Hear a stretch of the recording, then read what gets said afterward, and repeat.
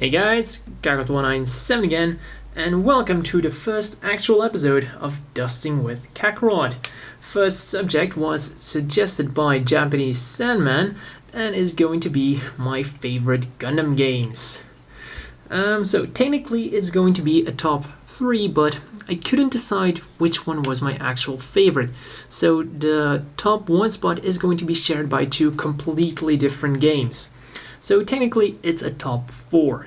So there is a little bit of a problem, and that is that in Europe over the years a grand total of 5 Gundam games have been released. 3 of which are those horrible Gundam Dynasty Warriors games. Now at first they're fun to play and yeah, you can get a bit of fun out of them, but they get so repetitive over time, it's just ridiculous. And you can play them for hours and hours and hours, and there's still more things to do. I mean, for some reason, they literally have seemingly endless playtime. There's just so much things to collect, especially with the second one. I stopped at the second one. I tried, well, I wanted to buy the third one, but it was out of stock by then, and not too sad about it. The other game that was released was that PlayStation 3 game, Gundam Target in Sight, and according to reviews, that was even worse than Gundam Dynasty Warriors. And judging by the footage I saw, I don't know, kind of surprised me a little bit. And now, the first game that they released here is number 4 on my list, Gundam Federation vs. Zeon. They didn't release a lot, but at least they released one of the best ones out there. This is definitely one of my favorite Gundam games, and it has got a lot of very good memories. I used to play a lot with a very good friend of mine, and back then we only knew about Gundam Wing. So we were playing it with these mobile suits, and we actually had no idea of what they were or how the story went. I mean, I remember looking at a Dom and chuckling at its name because Dom in Dutch means stupid. So I have this very great memory of me just sitting there and suddenly the Dom appeared on the screen. And I was like, oh my god, I don't believe they called a mobile suit like that. And my friend was like, hey, be careful, those guys are deadly. And it turned out that they were deadly. Such as the black Tri-Stars. Whoops. And in case you have no idea what the hell this game is about, I would be very surprised, but it's kind of like a 3D person action game where you, of course, control the mobile suit. It's kind of simulated, but more action-oriented, though the combat is a little bit slow, so it does feel good. It has a good feel about it. It's got all the basics, but if you're an American or a Japanese person, then you could technically replace this spot by Gundam vs. Zeta Gundam, because that's pretty much the upgraded version with a lot more mobile suits, which, well, criminally actually wasn't released here for some reason. And actually neither of these series actually aired on television, so well, it's actually kind of a surprise they released this game. So yeah, on to the 3rd place spot, and it's more UC goodness with Kido Senshi Gundam Senjou no Kizuna Portable. So yeah, from now on, it's going to be all Japanese games. So, well, just for the sake of it, I'm also going to include a little bit commentary on how easy they are to play for non-Japanese people. This is pretty much Gundam simulation at its best. All the mobile suits are from the 1 Year War, including some from the MSV line, such as Jim Cannon, Jim Light Armor. Well, especially the Federation has the MSVs because, yeah, there isn't a lot of mobile suit variety if you only use the ones from the series. But pretty much, it's simulation. It's very slow, but that's because it's, of course, a simulation. And if you play around a little bit with the settings, you can actually get some very accurate damage. You could possibly take out a mobile suit with light armor with 1 beam shot if you crank up the damage all the way up there, so that's a very nice game. The only problem is there isn't really a lot of story involved. It's all just you playing through levels with different mobile suits. So, yeah, it's a little bit give and take. Also, there are some missions which add some variety, but missions aren't all that fun because the AI doesn't really seem to be all that responsive.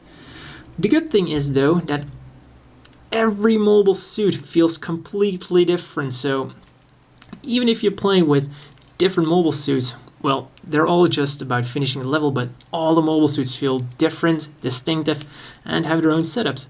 And you can even customize the mobile suits to make them faster, more deadly, increase their attack power, increase defense, increase mobility. So a lot of things to play with, and if you're a fan of UC and you like mech simulations, it's definitely a game you should look into. And like I said, there isn't a lot of storyline going on, so it's pretty easy to understand the basics, but the problem is that you also can give your AI allies commands, and that's where it might get a little bit problematic if you don't understand any Japanese, because you don't really know what you're ordering your allies to do. So there is a bit of a language barrier there, because of course there are different orders. I mean, you could give them the order to attack, you can give them the order to retreat, you can give them the order to back you up, let you handle it alone. So depending on what you say, the battle is going to go completely different.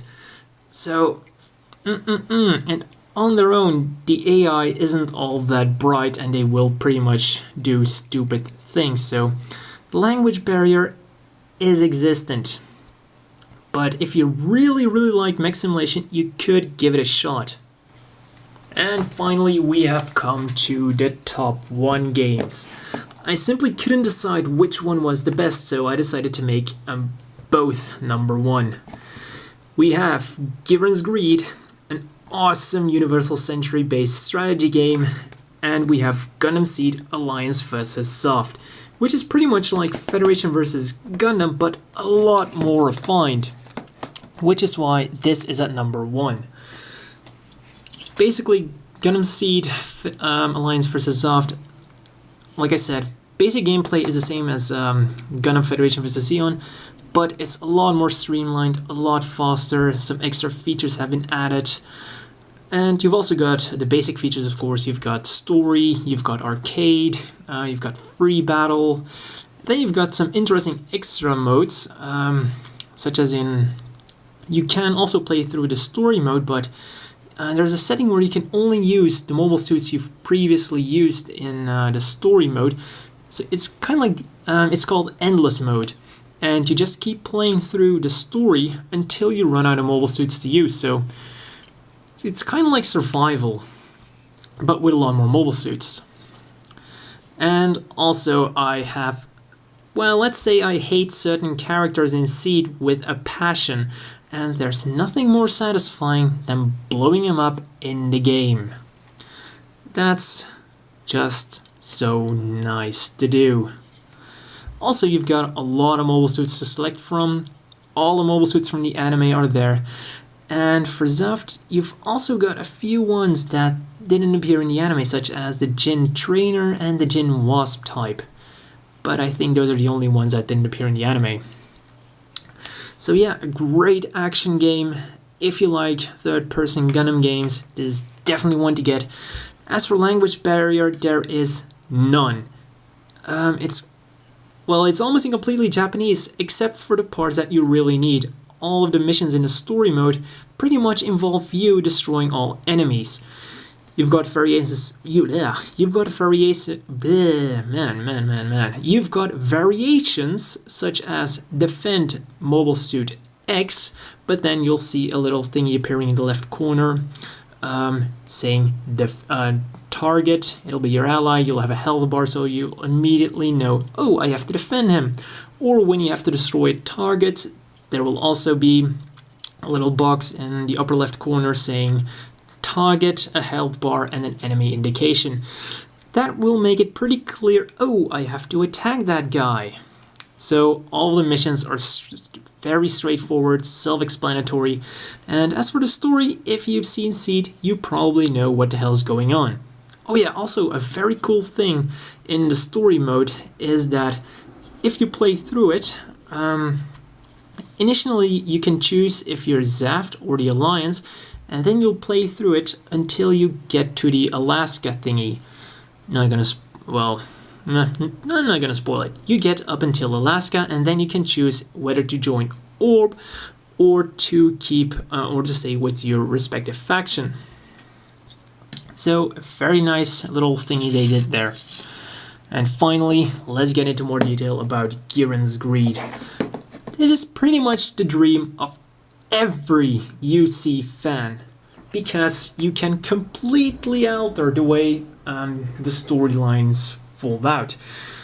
For starters, I gotta say the name is very, very misleading, because in this game you can take control of any general, well, every leader of any faction in Gundam, well, in the UC Gundam series, starting from the original to Char's counterattack.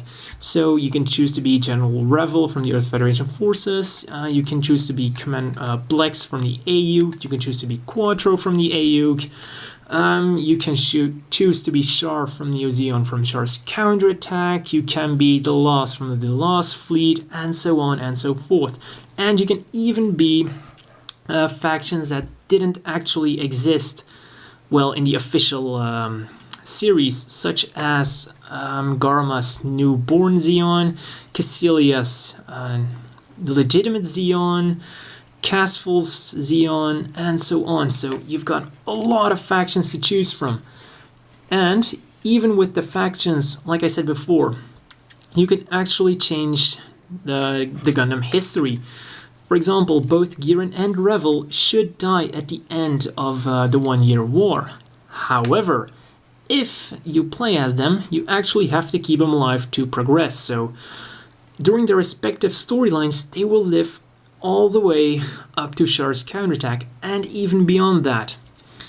And, oh yeah, cool thing, if you're playing as General Revel, during the Zeta events, you will actually have to decide whether you want to join up with the Titans or with the AUG. So, what would General Revel do? And you can also change different things, such as who lives and dies. For example, oh yeah, I'll take Rumbarol as a good example. If you use the Zeon guys, if you remember during the anime series, Rumbarol was supposed to get the DOMs that the Black Tri-Stars got, but Cassilia hindered that, and Mikuve also played a part in that. So General Rumbarol unfortunately didn't get his DOMs. What you can do is overwrite that and say Rumbarol will get his DOMs. And in that case, Rumbarol will actually completely crush the white base. So Rumbarol will still be alive. Whoops. So that's very nice. And that's one of the big, well, selling points of this game. You can completely rewrite Gundam history to your liking. Another big selling point is the mobile suits you can use. You can pretty much use any imaginable mobile suit. Well, except the ones from Sentinel and Advance of Zeta. But other than that, all MSVs, especially, well, without a doubt, all the models that have been animated, oh yeah, with the exception of Gundam Unicorn, because at that point, well, at the point this game was made, Gundam Unicorn wasn't made yet, so yeah, only logical. But yeah, you can use so many mobile suits, including some custom ones used by characters. Oh yeah, once again, I'll use Rumbarol as an example. If you keep Rumbarol alive, you can eventually get him to pilot a custom DOM and a custom Gelgoog. And the cool thing is that if Rumbarol is piloting the custom DOM, he will shout lines such as, "This is no DOM, boy, no DOM." Of course in Japanese. Or if he's piloting the Gelgoog, he will shout out, "Dom to wa chigaun da yo, Dom to wa." So yeah, that's also a nice little thingy that will happen. If you have an ace pilot piloting a mobile suit, before they go into battle, they will shout out some of their famous lines. So once again, there is a bit of a language barrier, but if you're a Gundam fan, you'll probably know what's going on. So let's immediately get into the language barrier. There is quite a big language barrier for this game, but those can all be circumvented by using guides. There is a wiki out there which translates all of the menus, so if you have good memory, that shouldn't be a problem. And you've also got event trees, so they will explain to you what to do and what will happen when you do that. So overall, if you're dedicated enough, you should be able to play this game no problem. Well, another problem with the game is it's very, very difficult. At first, the learning curve is very high, but once you start getting the hang of the game, it does get easier. Because the main problem with the game is the start is the hardest. Once you get going, you're on a roll. So that's it. Well, I think that's pretty much everything I have to say about Gears. Oh, no, wait, almost forgot about one thing. In the game, it's very important to have a lot of ace units. And I've got to say, one of the most broken mobile suits in the entire game is the Cubile. If you have the Cubile, well, even a few Cubiles piloted by extremely powerful new type pilots such as Haman Khan or the Pura clones, and you can take all of space, no problem at all. Because pretty much the Cubile itself is a super powerful weapon and is easily on par with contemporary Gundams.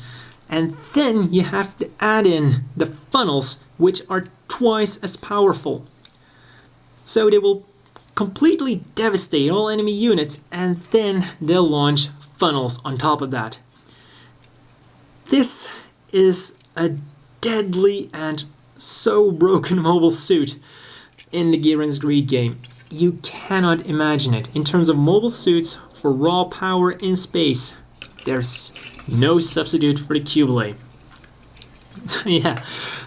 Well, that's all for my favorite games. As always, leave your comments down below, and if you have interesting topics, don't forget to suggest them, and see you at episode 2.